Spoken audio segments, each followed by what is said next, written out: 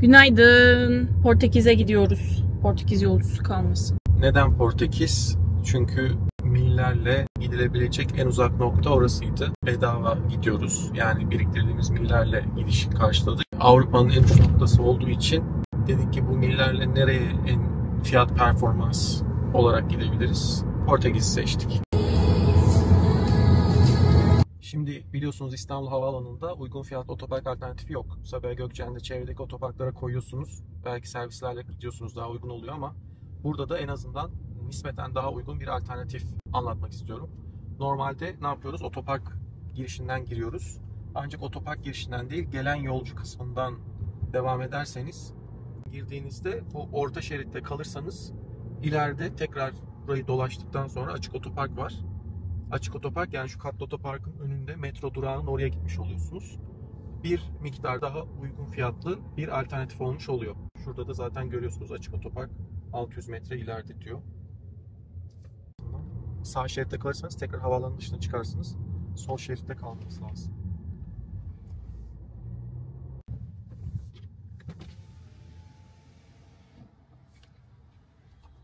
Yani burada gün fiyatı 190 liraymış. Yani civardaki otoparklara park ettiğinizde onlar da 150'ye yaklaştı zaten. Evet. Oraya park edeceksin, sonra onların shuttle'larına muhtaç olacaksın. Eğer farklı bir saatte gelip gidersen sıkıntı yani.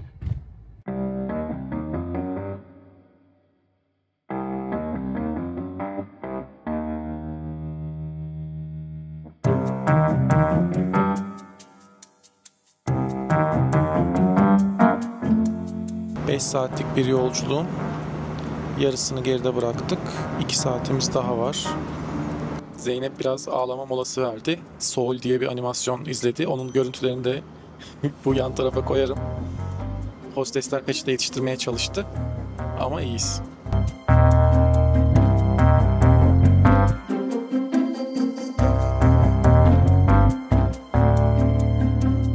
Nasıl gidiyoruz? Normalde Uber kullanacaktık ama Bolt'ta ilk kullanım özel %70 indirim varmış. Onu yapmayı deniyorum. Dene bakalım. Promosyonlar, promosyon kodu. Hello Lisbon. Uygula. Yes. Great. Evet, ekledik. Next Level Hotel Lisbon. 2 euroya, Oo, götür. 8 eurodan 2 euroya düştü. Şimdi onu 8 euro da kullanacağız. çok iyiydi zaten de kullan bakalım. Yani Uber'in ve Bolt'un böyle kurumsal olarak reklam yapıyor olması, özel karşılama noktası olması çok güzel bir şey. Yani İstanbul'daki taksi sorununun tek çözümü bu. Paylaşımlı yolculuk izin verilmesi lazım. Bakın. Buradan direkt Bolt ve Uber kısmına gidiyorsunuz.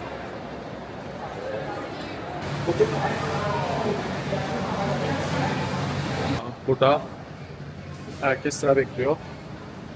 Bolt ve Uber sırası.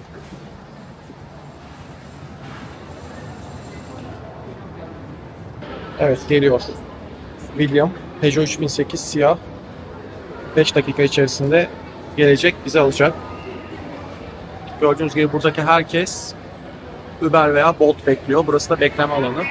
Herkes telefonuna bakıyor. Sürücüsünün gelmesini bekliyor.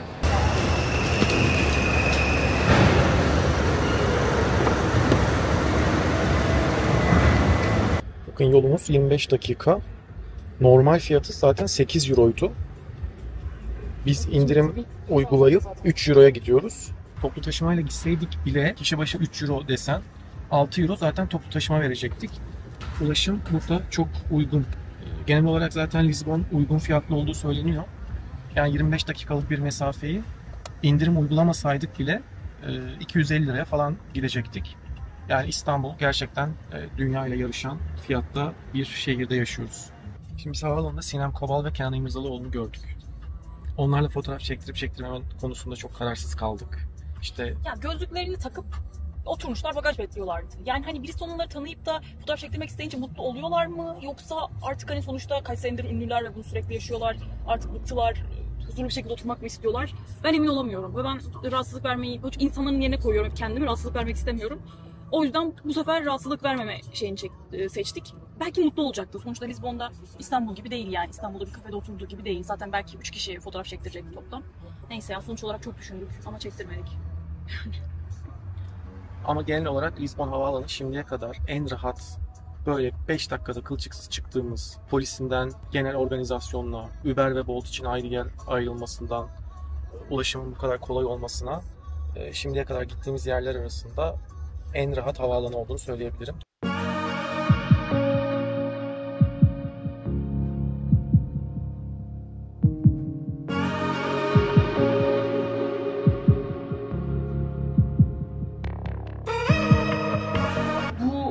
Onlar için de kabul edilebilir değil, kimse için kabul edilebilir değil. Hani söylerken X'de söylemeyin diyoruz.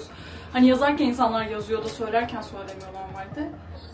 Ama suçu.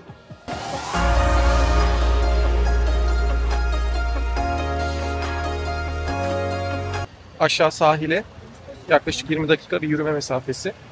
Aslında toplu taşıma veya taksiyle de gidebiliriz ama şehri keşfetmenin en güzel yöntemi yürümek. Dolayısıyla aşağı doğru sallanıyoruz. Evet, markete geldim. Takviyelere bakıyoruz. Mesela magnezyum. Tabii ki de pasif formda olduğunu tahmin ediyorum. Bakalım. Evet, magnezyum karbonat var içerisinde. Magnezyum karbonat 3,5 euro. Multivitamin, Vitalis. Bu da pasif formları içeriyor büyük ihtimal. Kalsiyum. Yine Vitalis markasının büyük ihtimalle siyanokobalamin vardır. Bakıyoruz. Evet, siyanokobalamin. Görüyorsunuz parantez içerisinde siyanokobalamin yazıyor. Omega, büyük ihtimal EPA DHA'sı çok düşük. Melatonin kaç miligram? 1 miligram melatonin. 3,5 euro. Yani genelde de zaten Türkiye'de markette satılanlar böyle kötü takviyeler oluyor. Burada da çok farklı değil. Çok güzel bir caddeye geldik. Böyle sanki bir ormanın içerisindesin gibi. Her yer yeşillik, böyle güneş sızıyor. Burası meşhur alışveriş caddesi.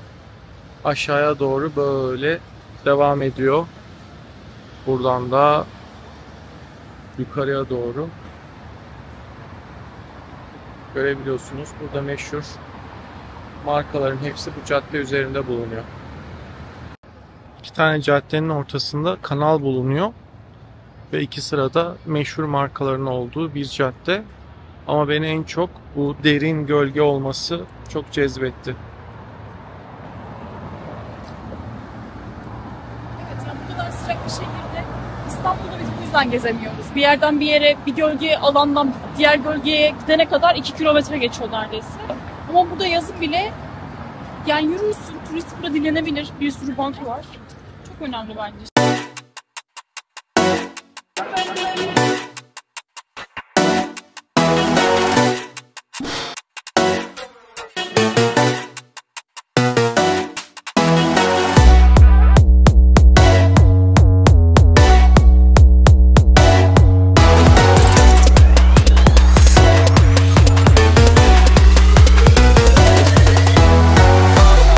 O senelerde kim doğmuşsa onlar yazıyor. Indira Gandhi doğmuş 1917'de. Sonra ilerleyelim.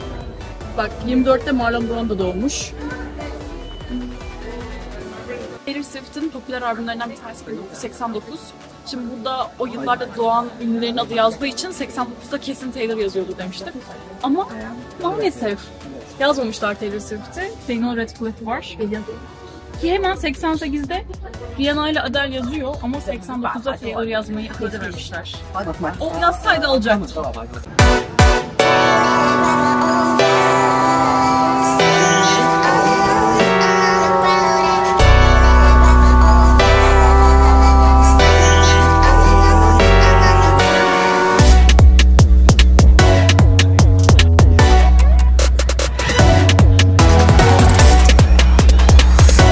Yemek yemek için en meşhur mekanlardan bir tanesi Time Out Market.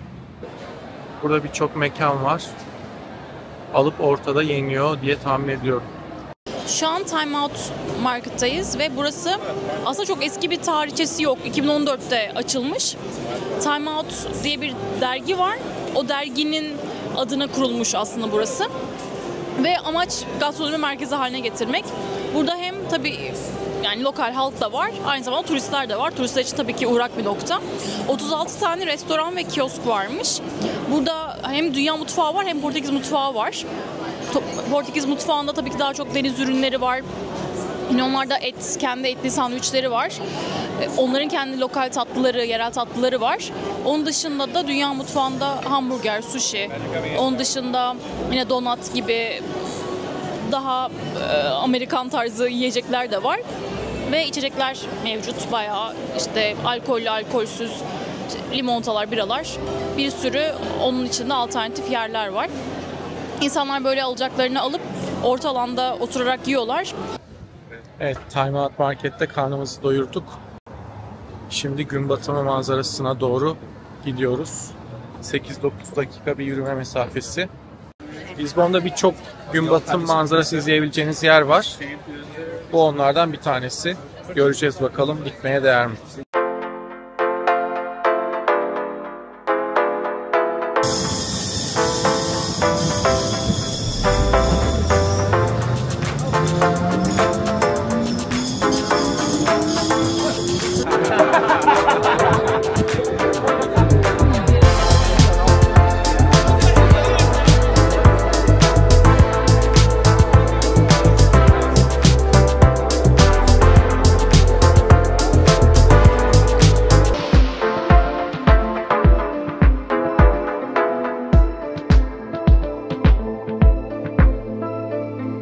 Otelimizin penceresinden karşı binaları göstereceğim size.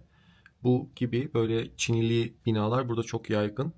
Bunun da sebebi denizden gelen nemin etkisini bastırabilmek. Aynı zamanda çini burada bir sanat haline gelmiş. Çini Müzesi de bulunuyor. Bugün daha geniş vaktimiz var.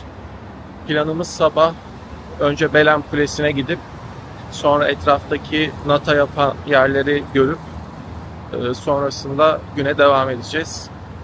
Bakalım bugün bizi neler bekliyor. Evet, kahvaltı için burayı seçtik. Manifest Place with Face.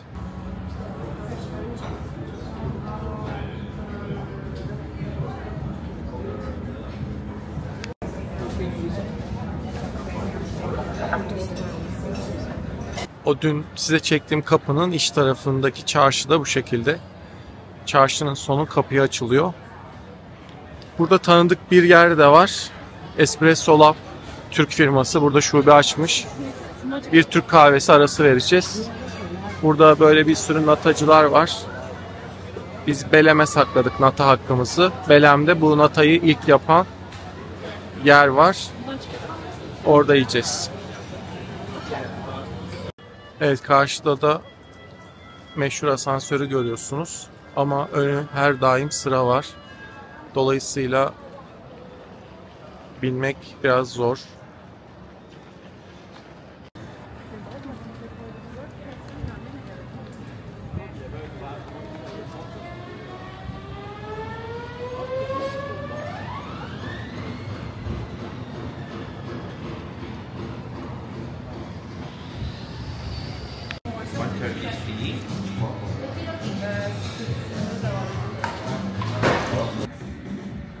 Dışarısı çok soğuk olduğu için ceket almaya geldik.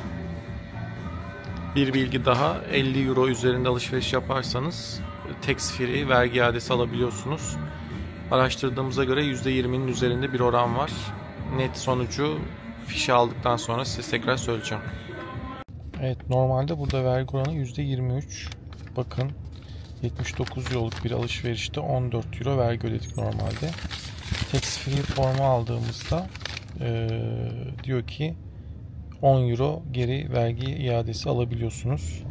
Normalde 14 euro ödedik ama neden 10 euro veriyor onu bilmiyorum. Demek ki %23'ün tamamını geri vermiyorlar. Belli bir miktarını geri veriyorlar.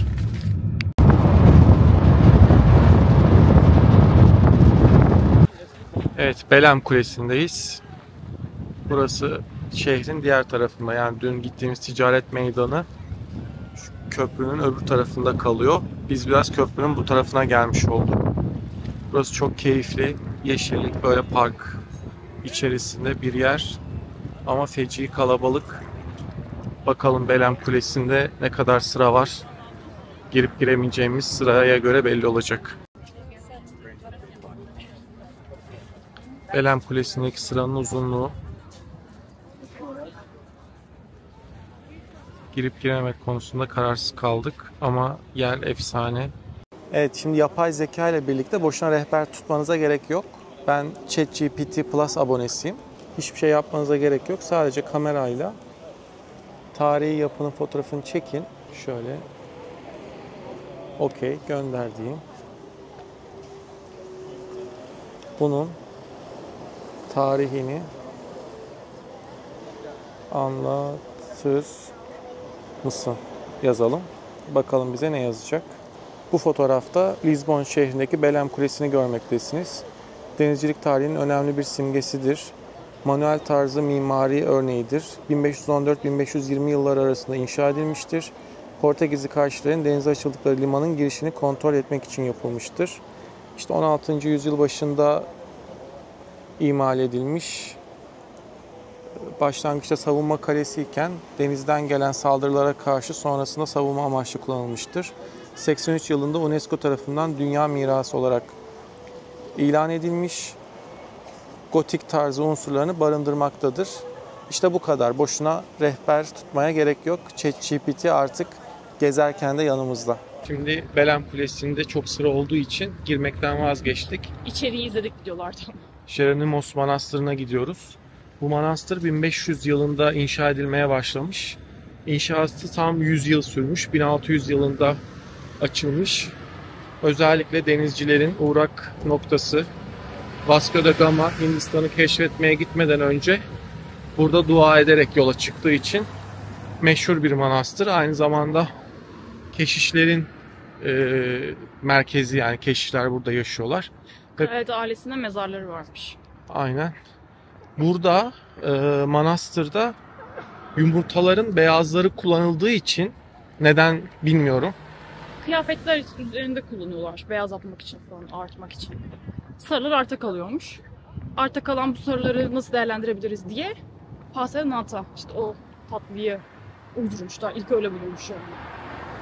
Bu pasta de nata'nın da orijinal formülünü sadece 3 kişi biliyormuş. Ve her kişi ölmeden önce bir kişiye aktararak sürekli 3 kişide saklı kalmasını amaçlamışlar bir süre. Şimdi de o ilk tarifi alan Belem, pastadan nata üreten Belem pastanesi gibi bir yer var. Orada da nata yiyeceğiz.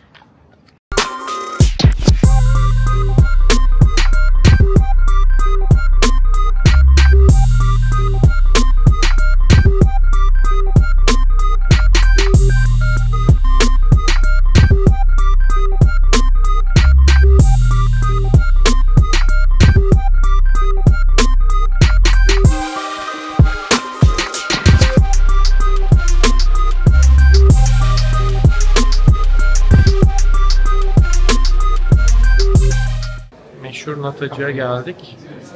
Burası oturma sırası.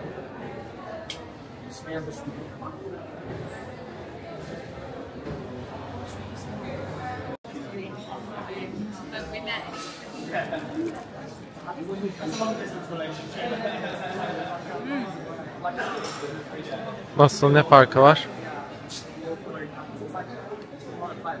Kreması çok şeker değil. Daha güzel. Ama dışı aşırı çıtır. Baksana, o kadar ince ki. Hani bizim şeyde Filamarket'te yediğimiz biraz daha, burası daha kek kalınlığındaydı. Bayağı, yani aşırı baklava hamuru kadar dışındaki katmanınca. Nasıl buldun? Nata çok güzeldi bence. Diğer yerlere göre herkes aynı yorumunu yazmış. Google Maps'teki yorumlar da o şekilde. Daha az şekerliydi. Ve dış katman çok inceydi. Yani bizim baklava hamuru kadar böyle çıtırdı. 4-5 tane baklava hamuru varmış gibi, böyle çok ince katmanı vardı. Bence çok güzeldi. Diğer yerlere göre herkes buranın daha iyi olduğunu.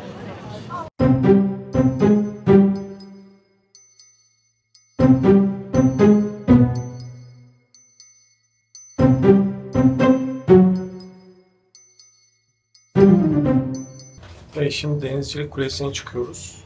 Giriş kişi başı 10 euroydu. 6. kat en yüksek nokta. Yaklaşık 110 metre yükseklik diye hatırlıyorum. Burada yazıyor mu? Yazmıyor.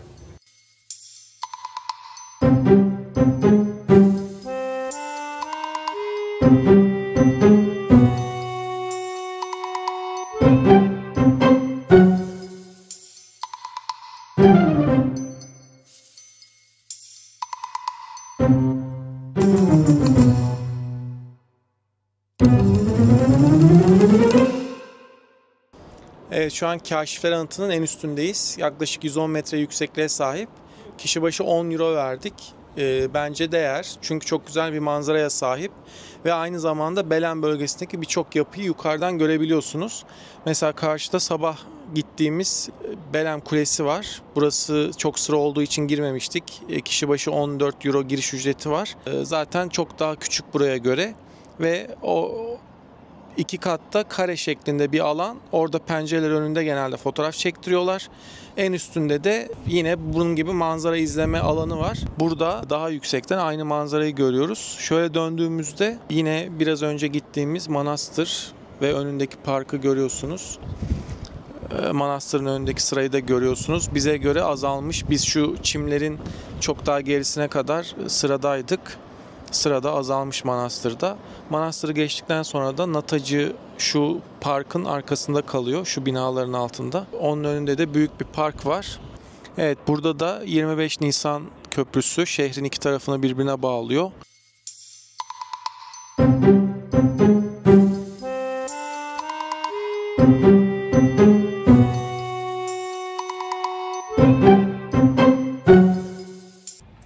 Evet, Zeynep'in gittiğimiz her ülkeden bir Küçük Prens kitabı alma gibi bir huyu var.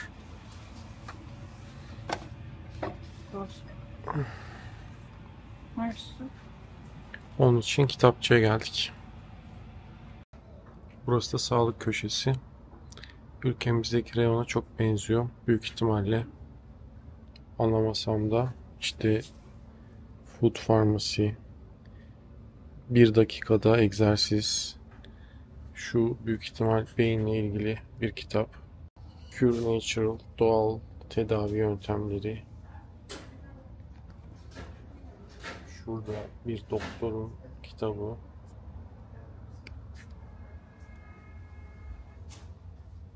Şurada tip 2 diyabeti tedavi et.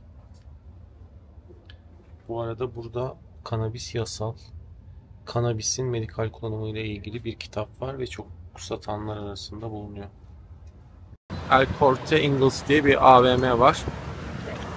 Bakalım içerisinde neler var.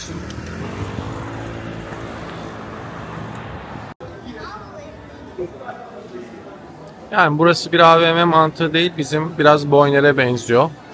Her markanın kendi kioskları var. Biraz department store mantığı.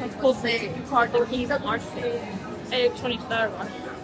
Boyner ya tam. Boyner'in birazcık daha büyük, biraz daha kapsamlısı. Bu sefer daha büyük bir markete geldik. Bu department store'un en alt katı çok büyük bir alanı kaplıyor. Burada Her şey var. Organik kategoride değişik şeyler var. ülkemizde yasaklı olan ashwagandha burada direkt toz, powder şeklinde Aynen. 4 euroya satılıyor. Görüyorsunuz. Protein, doğal bitki proteinleri.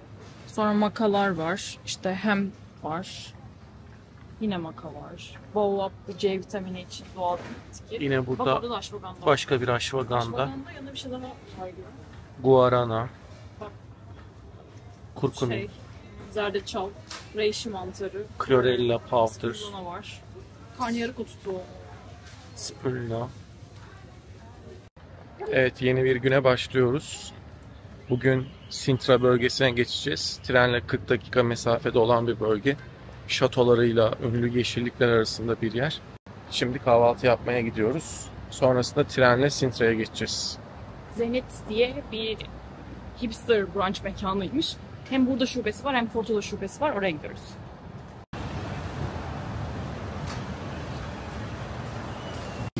Ben egg zenit söyleyeceğim. Zeynep Şakşuka söyleyebilir. Zeynep Şakşuka söyleyebilir.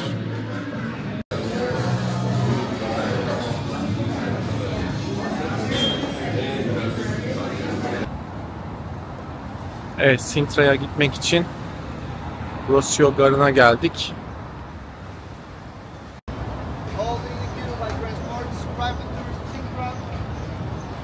Buraya geldiğinizde büyük bir kuyruk var. Şurada otomatik makinalardan da bilet alabiliyorsunuz. Burada manuel olarak gişeden de bilet alınabiliyor. Ne kadar ödedik? Ne kadar ödedik? 2 kişi 4.80. Yok, hayır, toplamda 10 euro ödedik. 4.80 bir kişi, bir de kart bedeli 0.50, 5.3 yani bir kişinin gitmesi. Biz 10.6 ödedik. Okay. Eğer bu videoyu izleyip Lizbon'a gelecekseniz size bir trik. İçeride de aletler varmış. Dışarıda herkes boşuna sıra bekliyor. Burada 3 tane daha makine var. Ve hiç sıra yok rayların yanında.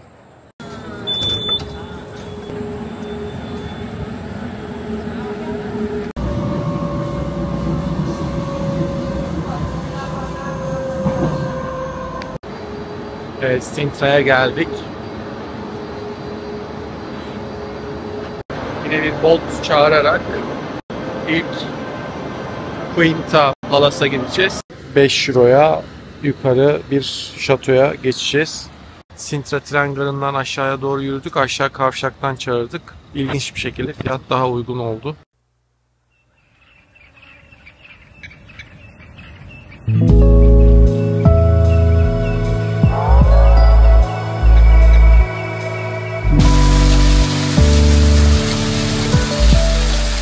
Evet, solda bilet sırası ama e-bilet alırsanız direkt olarak buradan kolay bir şekilde girebilirsiniz. Bahçesi bence çok güzel hissettirdi. Yani böyle kuş sesleri var, cıvıl cıvıl, yeşillik ve serin. O kadar çok ağaç var ki hani aslında güneş bayağı tepede olmasına rağmen hiç de hissetmedik yani öyle bir sıcaklığını. Farklı farklı böyle şeyler vardı. İşte bir kuyu alanı var. Yok saray tarafı var gibi böyle birkaç tane farklı şey var. Onları gezdik. Güzeldi. Kaç euroydu burası? Giriş 12 idi değil mi? Online aldık. 12 artı 12. Bir de işte servis bedeli alıyorlar internetten aldığınız zaman. Ama internetten almak mantıklı çünkü Mustafa'nın gösterdiği gibi sırayı atlamış olduk. Şimdi aradaki boşluğu doldurmak için Piricuita diye bir yere geldik. Ama çok kalabalık ve önünde acayip bir sıra var. Şimdi diğer şubesine gidiyoruz. Bir de Piricuita 2 var. Orada oturma alanları daha müsait gibi görünüyor. Hemen aynı sokaktan yukarıya doğru yürüyorsunuz. İleride sağda. İşte burası.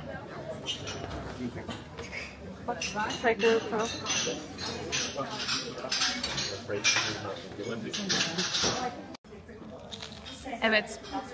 Şimdi burada Sintra'dan Travesserio yemeden dönmeyin diyorlar. Böyle bir tatlı. Burası da Casa Piricuata diye bir yer. Meşhur yeri zaten burasının. Böyle milföy hamuru arasında marmelat diyorlar. Daha yemedik. Ben Garato diye bir kahve söyledim. Aslında normal espresso üzeri asit, yani macchiato gibi bir şey olmuş oluyor aslında. Ama Garato'ymuş bunun adı. Bu da Pastel de Sintra. Pastel de Nata ya da Pastel de Berem bölgesinde Sintra'da oluyordu. Bu da buranınki. Bakalım deneyelim. Ben kahveyi içeceğim. Şimdi Pena Palas'a gitmek için çok sıra bekledik. Bir türlü Uber ve Bolt gelmedi. Şimdi tuktuğa bindik. Tuktukla gidiyoruz. Tuktuk dediklerimiz şöyle 3-5 kişilik arabalar. Palas biletlerinde de zamana riayet önemli diye not düşmüşler. Geç kalmak istemediğimiz için buna bindik. Pazarlık yapabilirsiniz. 2 kişi 15 euroya bağladık. Normalde kişi başı 10 euro diyordu. Bakalım. Lá dentro é uma mata. Mas se não queres para barrar, pode me chamar, é 5 euros. Depois que visitar tudo, opinar tudo que você barrar, é 5 cada um. Nefes nefese bir tırmanıştan sonra sıradayız. yarım saat diyordu. Yarım saate tırmanış gösteriyordu. Aşağı noktadan kalenin kapısına yani Castle'ın girişine kadar. Ve biz o mesafeyi ne kadar da tırmandık biliyor musun? Bak 40'tan 12 dakika sürmüş. Yani biz 40 geçiyordu. Ya ucu ucuna yetişeceğiz falan diye böyle yürümeye başladık. Sonra 5 dakika sonra bir yerde baktık. 15 dakika kaldı yazıyordu ya. Ondan sonra biraz daha yürüdük. Son 5 dakika kaldı yazdı. Sonra da geldik. Toplam 12 dakika sürmüş bizim bu en alt noktadan en üstte şu an buraya gelmemiz. Yani paniklettirecek bir şey yok da biz koştuk da biraz. Evet. Ya çünkü sürekli dakik olmanız lazım, dakik olmanız lazım diye her yere uyarı koymuşlar. Kendi saatinize girebiliyorsunuz. Ama şu an 3'ü 10 geçiyor. Saat 3 slotu olanlarla beraber bekliyoruz. Hala Daha geçti. alınmadı. Şu an 6 geçiyor. 10 geçip falan gidiyor.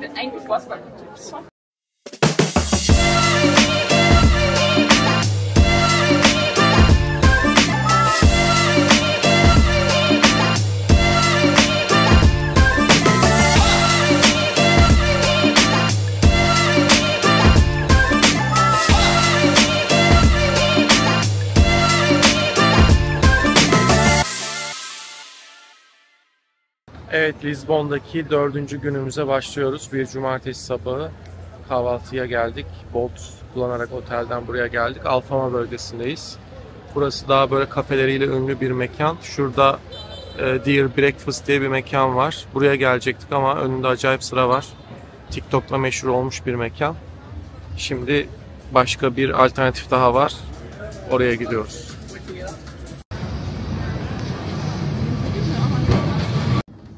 Breakfast Lovers'a geldik. Böyle dar bir sokaktan giriliyor. Eğer gelirseniz aklınızda olsun. Böyle çıkmaz bir sokak. Çok tatlı. Küçük bir yer. Şimdi herkes diğer yerde sıra bekleye dursun. Biz çok daha güzel bir yer keşfettik. Breakfast Lovers. Böyle çok tatlı bir mekan ve gayet boş, sakin ama tasarımı çok güzel. Evet. Ayrıca çok tatlı bir menü getirdi. Aynen. Böyle Breakfast Lovers. Benediktler var. Tostlar var. Bak, Queen Breakfast ve King Breakfast diye söylemiş. Bu somonlu kruvasan arası bir şey. Bu da yine somon, poşe yumurta, yine kruvasan arasına koyuyor. Genel olarak kruvasanla yapıyor gibi burası. Evet, hepsinde kruvasan var. Ha, tost istersen tost yap şurası.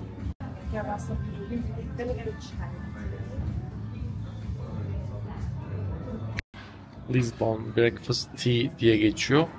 Siyah çaya hasret kaldığımız dönemde bu şekilde özel bir demlikle geliyor.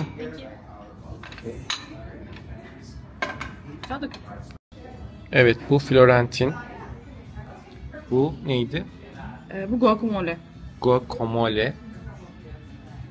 Gayet doyurucu porsiyon ve çok leziz görünüyor. Evet, Santa Luzia seyir terasına geldik. Burası şehri en iyi görebileceğiniz yerlerden bir tanesi. Siz de gidilecekler listenize ekleyin. Bayağı kalabalık, herkes burada fotoğraf çekmeye çalışıyor.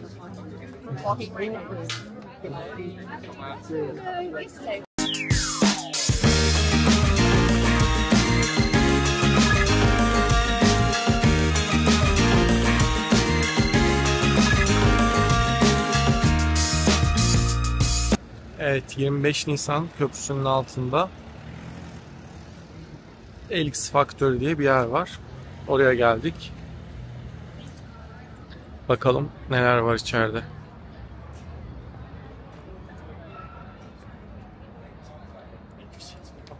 Bir vlogcu atasözü der ki, bakalım neler var içeride.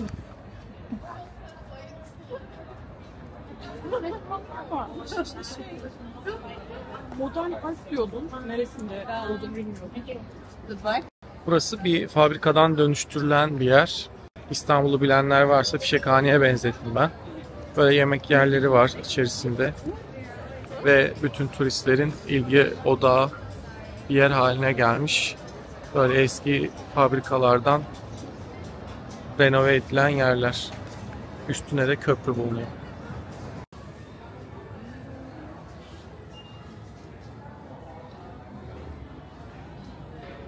Selam. Elix Factory'de bir 15 dakika geçirdikten sonra çıkıyoruz. Ben buranın yorumlarında burada işte modern art var. Hani böyle bir sergi var diye düşünmüştüm. İşte kafeler falan var diye düşünmüştüm. Yani sanat ve sergi anlamında herhangi bir şey yok. Hani ortam güzel diye sanırım bunu bir modern art diye oraya yazmışlar. Bir sürü işte dükkanlar var. İşte butikler diyeyim yani işte orijinal şeyler yapıyorlar. İşte origamiden bir şeyler yapan var. Seramik dükkanı var falan. Yani küçük küçük dükkanlar ve restoran var. Bu kadar. Yani bir sokak sadece. Ve biz burada yürürken yanımızda bir tane Türk çift vardı. Burası Armada Hayat Sokağı'na benziyor dedi. Yani işte öyle diyeyim yani. Sağlı sollu restoranlar olan bir tane küçük bir cadde. Alan bu kadar. Burada durmamaya karar verdik. Aslında maçı izlemek için bir yere ihtiyacımız vardı. Time Out Market'a gideceğiz. Evet, Portekiz Türkiye maçını izlemek için Time Out Market'a geldik. Burada dev ekranda harika bir maç yayını var. Birazdan bizim maçımız başlayacak ve her zamanki gibi Time Out Market tıklım tıklım dolu.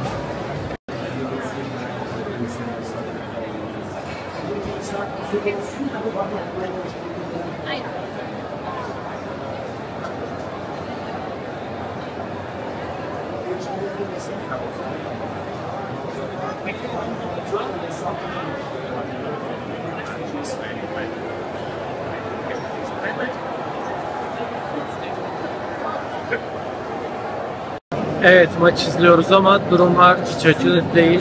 Kendi kalemize gol attık burada. Herkesin arasında yerin dibine girdik. Büyük ihtimalle de yenileceğiz. Bakalım sonuç ne olacak. Evet, Lizbon'da son sabah 4'te uçağımız var. Gitmeden önce bir kahvaltı yaptık. Dün gittiğimiz yeri çok beğenmiştik. Orada bugün tekrar kahvaltı yaptık. Şimdi de 28 numaralı tramvayın sırasını bekliyoruz. Bir saat sürer diyorlar. Hep kaçtık. Bu sıra beklenmez dedik. Tramvaya binenlere laf ettik. Çok turistik şeyler yapıyorduk normalde ama bugün şu an vaktimiz var. İşte uçak için 2 saat sonra ayrılmamız lazım. Bu vakitte de yapılabilir yani şu an vaktimiz var. En verimli değerlendirecek bir şeylerden bir tanesi buydu. Bakalım kaç saatte sıra gelecek. Daha erken gelseydi buraya.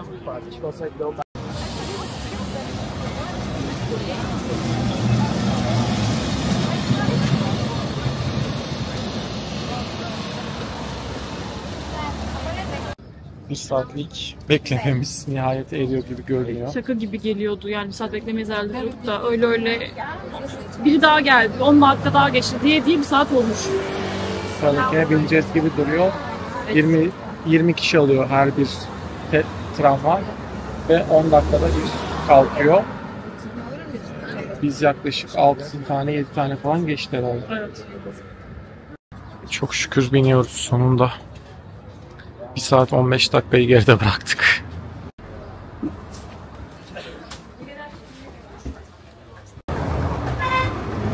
Tatlı oldu.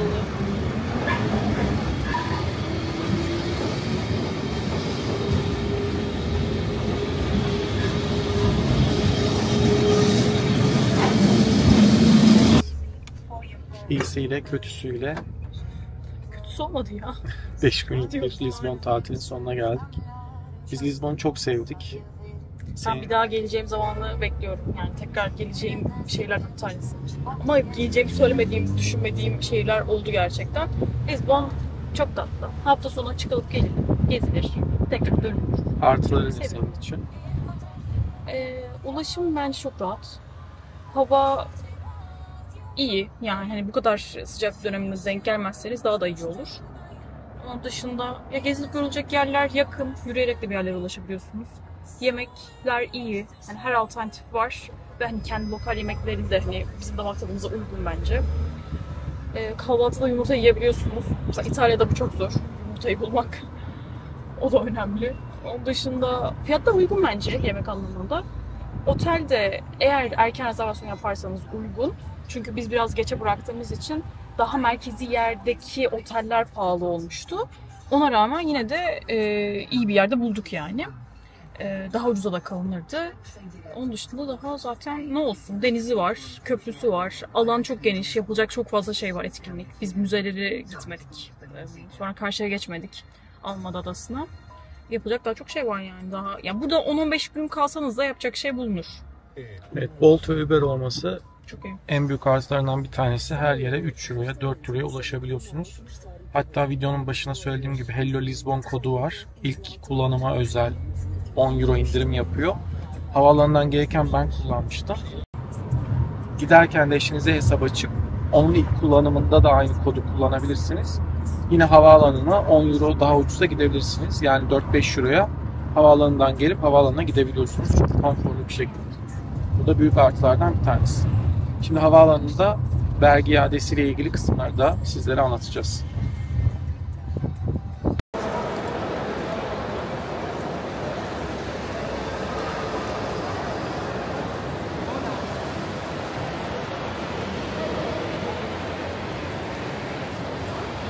Evet, şimdi Lizbon'da vergi iadesi almak için şurada gördüğünüz Global Blue gibi, Planet gibi firmalar sizin bunu alabileceğiniz firmalar. Ama asıl öncesinde devletin kendi yerine gümrük bürosuna gidip oradan önce mühür almanız gerekiyor. Stamp needed yazar uygulamada.